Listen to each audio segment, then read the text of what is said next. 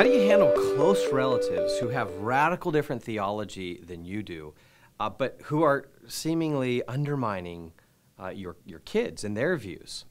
Well, I think there's kind of a two-stage process here. The first stage is protect. Especially when your kids are younger, there's a very appropriate protective role that we as parents play.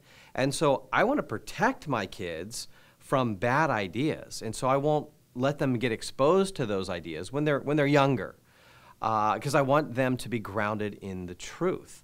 So in that protective stage, you may have to ask those relatives not to talk to your kids about the different views they have, and help them to see that that's kind of off limits. That's a boundary that you're going to place, and if they don't respect the boundary, then you're going to have to kind of walk away.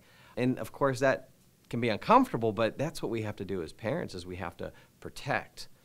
But ultimately, again, the protection is not going to be the long-term goal. We protect. I would say, though, as your kids get older, then you preempt, right? So instead of just saying, hey, their views are wrong, we're not even going to listen to them, when kids are older and they've been grounded in the truth a little bit, and you've been teaching them what we believe and why we believe it, well, then you preempt that bad theology, and you do maybe a little bit of study on it before you are going to go see those relatives, or before you're going to be with those members of the family.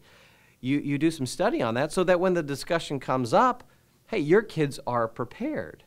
They are ready to kind of engage those ideas, and then afterwards, if there is some engagement with that, then you can debrief, right, and then talk through why the theology is a bad theology, or you can talk through that conversation and debrief it a little bit.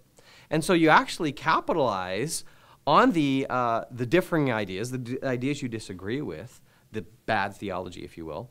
You capitalize on that as an opportunity for your kids to actually engage with the ideas. So I would say by the time your kids are 4th, 5th grade, definitely by junior high and high school, they should be ready to engage other ideas. And so they should be ready to engage some of that bad theology from your family members.